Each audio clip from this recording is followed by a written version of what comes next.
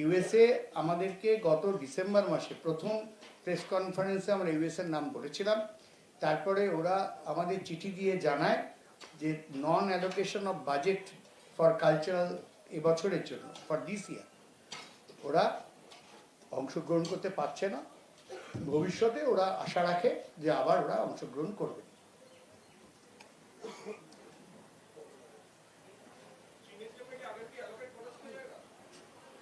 আমাদের কয়েকটা এরকম অ্যালোকেশন আগের থেকে থাকে, করাই থাকে।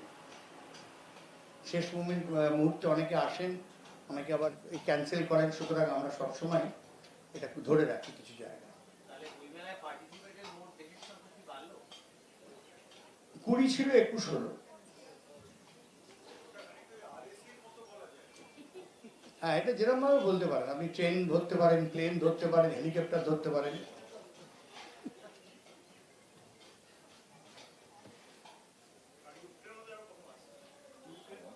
হ্যাঁ, ইউক্রেনই প্রথম আসছে।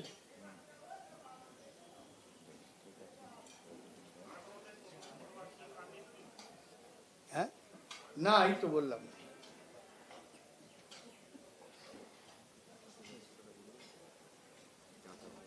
ঠিক আছে, তাহলে আপনারা তো জানেন যাতায়াতের যে ব্যবস্থা, এবার এক্সট্রা বাসের ব্যবস্থা করা হয়েছে, আপনার মেট্রো দিয়ে কানেক্টিভিটি থ্রু আউট কলকাতার বিভিন্ন প্রান্ত। আপনারা বারবার আপনাদের কাগজে এবং গণমাধ্যমে লিখছেন যে মেট্রো কানেক্টিভিটির জন্য একদিকে যেমন আসানসোল, দুর্গাপুর, বর্ধমান এইসব যেমন যুক্ত হচ্ছে, আবার এদিকে মধ্যমগ্রাম থেকে শুরু করে মুর্শিদাবাদ, মালদা পর্যন্ত শিয়ালদা কানেকশন, ওদিকে এসপ্লানেড থাকার জন্য, ক্রসিং করার জন্য টালিগঞ্জ থেকে আরম্ভ করে বাসদ্রোণী সমস্ত, আর এদিকে নোয়াপাড়া বিমানবন্দর ওই অবধি এই ব্যাপারটা হয়েছে। এছাড়া এবার প্রথম আমরা ইতিমধ্যে বলেছি ওলা, উবার, যাত্রী সাথী স্ট্যান্ড হচ্ছে, র্যাপিডো স্ট্যান্ড হচ্ছে, আমাদের আলাদা বাসের টার্মিনাস করা হচ্ছে।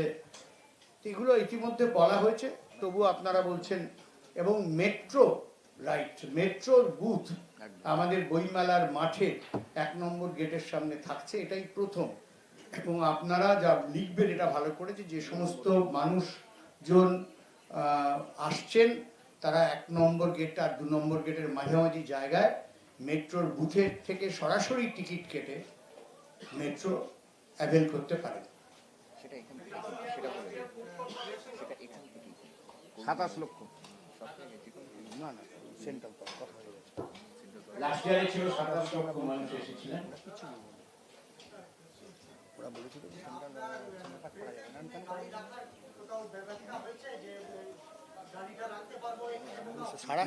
সারা সল্টলেকে প্রচুর পার্কিং এর জায়গা আছে, পুরো সল্টলেকটাই তো জুড়ে পার্কিং করা যায়।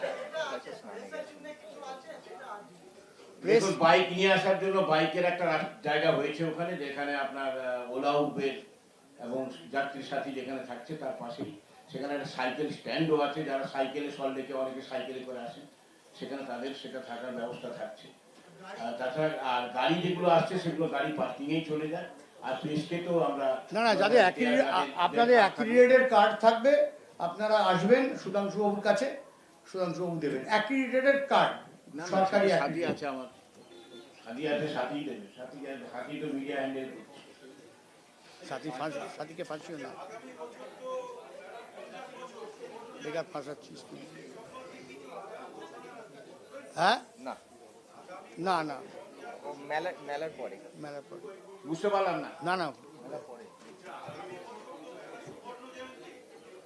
হ্যাঁ, আগামী বছর সুবর্ণ জয়ন্তী তো।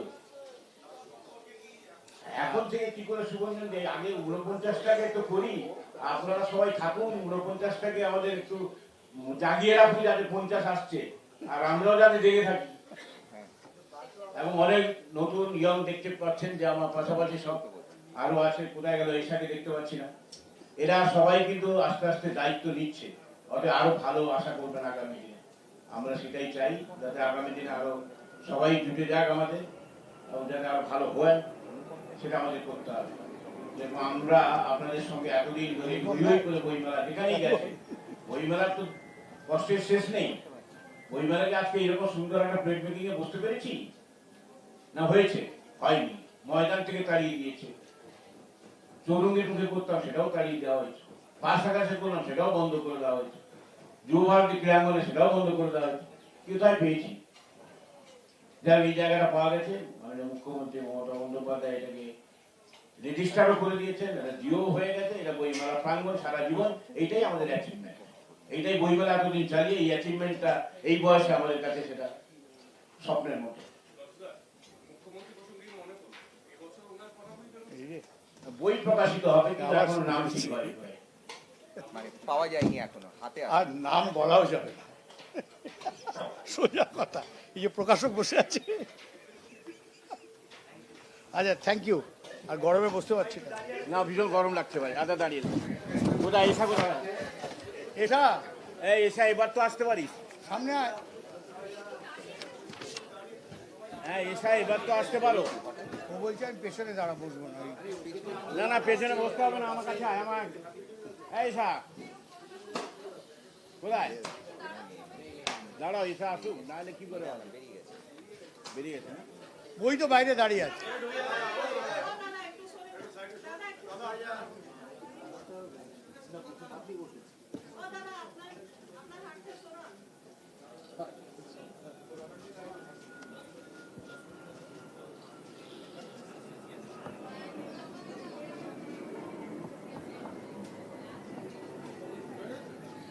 Thank you.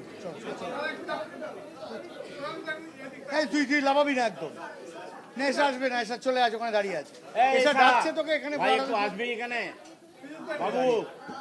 এই দাঁড়িয়ে আছে, আসছে সম্ভব দা। আয় এখানে আয়, ওই হাওয়া নিয়ে ঘুরে বেড়াচ্ছে। ইধর না, এটা অপূর্ব তো হাওয়া নিয়ে ঘুরে বেড়াচ্ছে। হ্যাঁ রাগ করে আছে সব রাগ। এইখানে এইখানে এইখানে আয়, তুই আমার পাশে আয়। বলছে বাবা বা শুধু আয় তুই আমার পাশে আয়, আমার পাশে এদিক দিয়ে,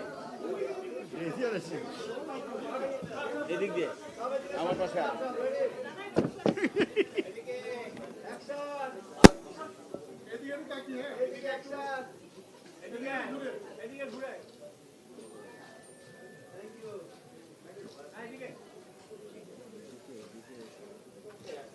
থ্যাংক ইউ।